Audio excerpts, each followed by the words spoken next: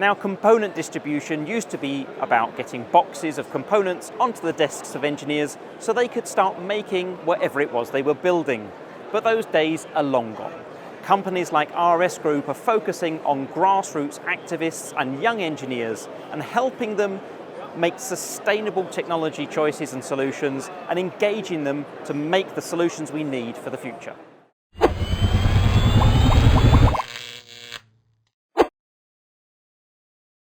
So Mike, great to see you here at the stand of RS Group Electronica 2022. You're responsible for all the innovation that goes into the DesignSpark community. Could you just give us an introduction to what DesignSpark is? Of course, nice to meet you too, Stuart. So DesignSpark is our design engineering community. It's 1.3 million members strong now. Launched it back in 2010, so it's 12 years old this year. And what DesignSpark brings engineers is a range of free tools, forums, content, resources, all the things that design engineers need in order to speed up their design time to market. So what we've done over the course of the last 12 years is grow organically that massive community and that our number of users around the world. So today we're talking about what we're going to do next. Fantastic. So on the online community and the forums, are people sharing projects, or they're just trying to help each other out or exchange ideas, look for support? All the above and a bit more is the honest answer. So we see a lot of people coming on, they use our design tools, that's predominantly where they start, then they look for a bit of help from the community, so a lot of questions get asked. Some of them are design tool specific, some of them are application specific. We see a lot of content going around IoT, around single board computers, around robotics, 3D printing, etc. So people want to explore new ways of manufacturing their products as well. We have a complete blend of users right the way through from the student, the learners who are just entering the industry, through to high-end professional businesses as well. And each of them are unique as well, so there's no way of actually predicting with any degree of accuracy what they're going to ask. But what we can predict with some accuracy is somebody's always willing to jump in and give them an answer to that, which is brilliant. It's very helpful. Now, you've also, through the DesignSpark platform, got free tools, as you said, available. What sort of tools are there? So we have three free software tools for CAD designers. So we have our PCB tool, which is fully featured with unlimited board capabilities. That we launched back in 2010, and we've been upgrading it annually since then. We've got a DesignSpark mechanical tool, which is our 3D CAD modeling tool. Launched back in 2012, and again we've been regularly cycling that through.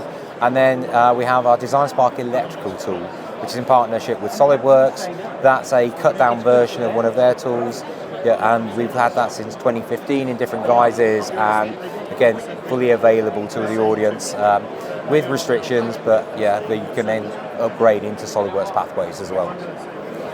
You're here at Electronica 2022 also launching some new initiatives. So what's going on with the DesignSpark community? What's the next step? So we've been talking to the community over the course of the last 3 years really. We've had a bit of time with the pandemic, but we're talking to the community about, so what is it that you need? So you talk about the mission being to help you design faster, help get to product to market faster. What do you guys need?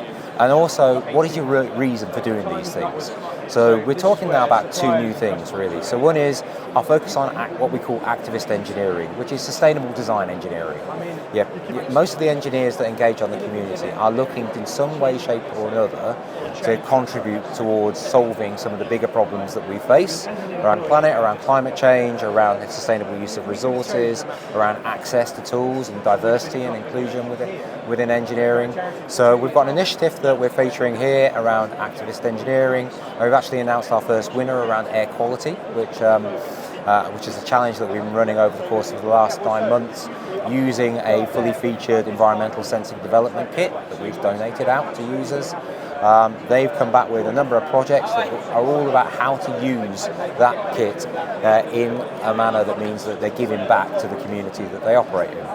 And we're talking a little bit more about what we're going to do next in activist engineering. But the second part is, how do we help engineers move faster, and how particularly the higher end business level engineers, how do we help those guys move from concept to design to prototype to build faster?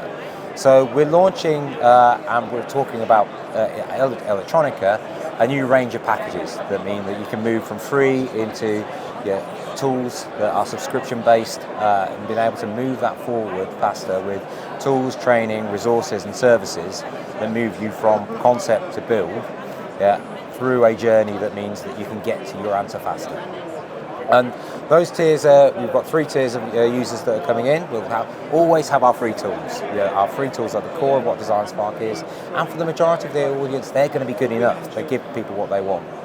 Then for our other tools, professional users, we're going to be looking at how do we help you go faster with 2 tiers, 1 creator and 1 engineer level, which means that you can unlock more capability within our design tools and within our resources, our lifecycle management information, our CAD models, and our community.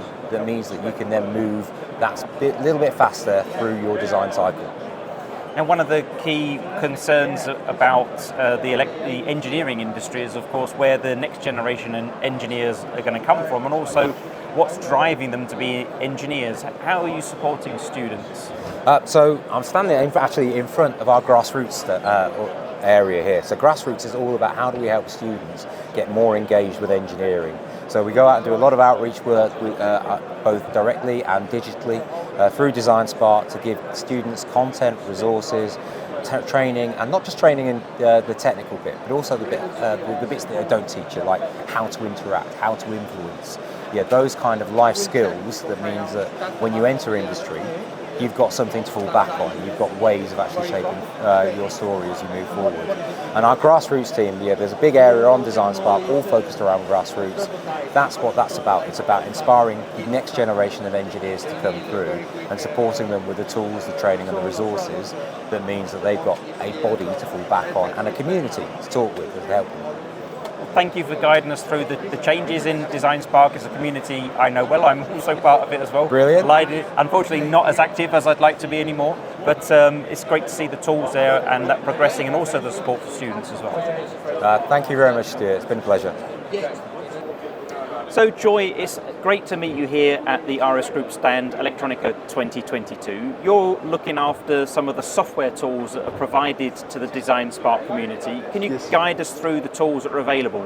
Absolutely. So we've been offering software and design tools for about 12 years now, free of charge to our community, anyone who's registered with DesignSpark. So the concept of having these tools on site is to provide or remove the barrier of entry to a software by making it both easy to use and free of charge to get your concepts, the ideas you have, into a prototype stage.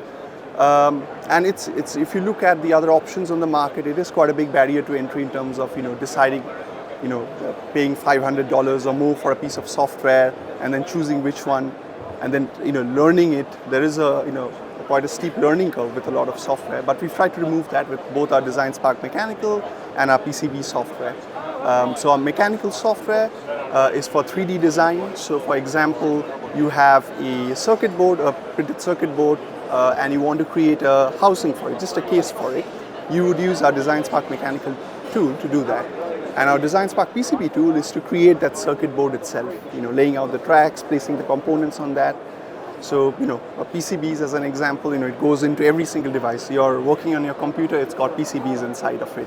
You buy your kids' toys, electronic toys, they have PCBs inside of them. Now, the engineering community is often quite wary of free tools. They're either restricted or limited, or they're not maintained and kept up to date. Mm-hmm. What do you do with the PCB tools and the mechanical tools in order to make sure it's really a robust experience? Absolutely, we totally get that concern from the users, and that's why we work with well-trusted partners who have been in the software development space for more than a decade now. They've got their own user base, they get regular feedback, they update their software, make sure it's just the right feature set, well-tested, stable versions, so our users don't have to worry about giving them, using kind of a test version. It is a stable software, and we also have good support, a lot of learning material on site. So if you're a new user, you're an intermediate and advanced user, there's tips, there's support available to you 24 hours a day. Super. Well, thanks for giving us an overview of what's going on with the software side of DesignSpark, and we wish you a great show. Thank you. So Pete, lovely to see you here at Electronica 2022. Now, we were talking to Andrea earlier in the week with the World Ethical Electronics Forum, WEF, which you sponsored, which was always looking at ethics and sustainability for the electronics and the semiconductor industry. Yeah. How does the work that you do merge into the sustainability activities that RS Group is dealing with? Okay, so DesignSpark is targeting design engineers. So design engineers are those making decisions about the components and the materials they use on their projects and their products. And so as DesignSpark, I think we have a responsibility to help those design engineers think and design more sustainably, design more responsibly. How can we help those engineers think about the longevity of their products, how repairable it is, how can they lose less components, consume less energy, for example. These are all things we're kind of striving with to try and support those design engineers on that journey, because ESG is obviously rippling through everywhere, and companies are at the point where they have to start adopting ESG values, and that will start very much at the product level, and that's where the engineers play a key part. So with 1.3 million members now we have on the platform and around 5 million users of the platform, we have a great opportunity to help influence and guide and educate those engineers along that journey, and we're here for them. And being a community, they can talk to each other, which is great. They can collaborate, they can engage, they can ask questions. We work with our suppliers as well, so the suppliers can get involved. So we work with all the key suppliers in the industry, and again, they can help us on that journey with those engineers to get to that point.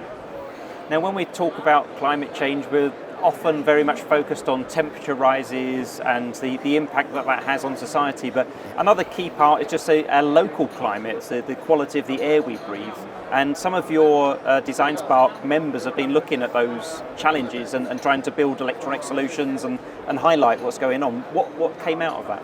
So what we wanted to do is create a project that kind of engaged the community around this activist engineering theme. So to kick it off, we thought, well, what can we do that actually is a problem everywhere, right? So air quality is a problem everywhere around the world. Doesn't matter if you're first world or third world, air quality is getting worse. And actually indoor air quality is as bad, if not worse in some cases, than outdoor air quality. So what we wanted to do is let's create a project that enables collaboration, enables sharing of data, and enables people to tell the stories of what they've done from an activist point of view, to discover problems and then try and find solutions to address those, right? Whether that be in a technical aspect, or it be lobbying the government, or that would be as simple as opening a window, right, for example. So what we did is we decided to design a kit, ESDK here. This was designed as a open source project, and what we did is we created 50 of those and we put them out in our community, and we said, right, if you'd like one of these, tell us what you're going to do with it, why you want it, and the problem you're going to solve, right? And then what we did is we got them to create projects attached to those as well. So we worked with a bunch of influencers as well to help us drive some innovation, and out of that project came things like the Mindful Droid. So the Mindful Droid here is a wonderful example of activist engineering. This project was inspired by a young girl called Ella, who unfortunately lost her life. She died due to a chronic asthma attack. She's a London schoolgirl, a very polluted area where she is. It was triggered by the air quality, triggered her asthma attack, and unfortunately she passed away. The engineer designed this guy called Michael. This resonated with him very much. He's got a similar family with an age group. So he designed this thing called a Mindful Droid, and the idea is how do you enable parents and users in the local area using driving cars and things, how do you make them mindful of the impact of them driving close to schools, driving habits, accelerating too fast, this all creates particulate matter that's all getting breathed in by the children on the way to school. So this is all about trying to raise awareness. So this is a great example of activist engineering. And also when we reached out to the wider community, we ran a competition, right? And we asked them, say, right, we will give the best idea a prize. And this is announced today was our air quality winner of the project. This is an NFT art drawing, and this basically takes air quality data, and based on the air quality data, it will draw a picture. And then, depending on how much energy and that was burnt to do that, you need to decide whether the offset of the air quality and the image of the picture was worth it, right? So NFTs are becoming a big part of everything now, isn't it? So we thought this was quite new, unique, and exciting. So that was our winner. I think that's one of the challenges we as an engineering community face. We're very much focused on resolving technical challenges, and yet there's the cultural element of artwork and everything is overlooked. Yeah, absolutely. Yeah, absolutely. So it was a different way of engaging the audience, and I thought it was a really unique thing. So yeah, we like that. So there's lots of projects here. Obviously, some of them are 3D printed. They're based on hardware that you've also provided.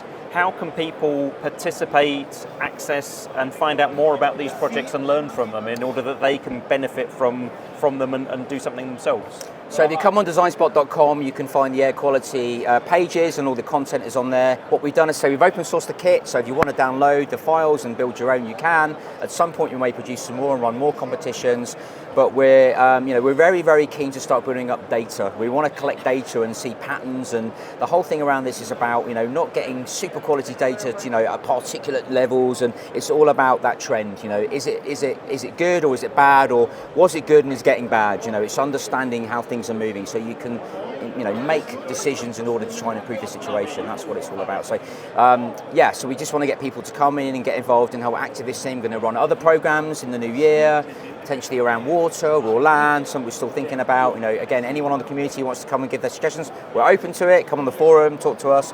But yeah, we really want to try and do things that engage communities and engineers and get that activist sort of piece moving and get the interest out into the audience. So yeah. Well, thanks for taking the time to run us through all of that, and we wish you all the best and success with the continued community engagement. Thank you very much.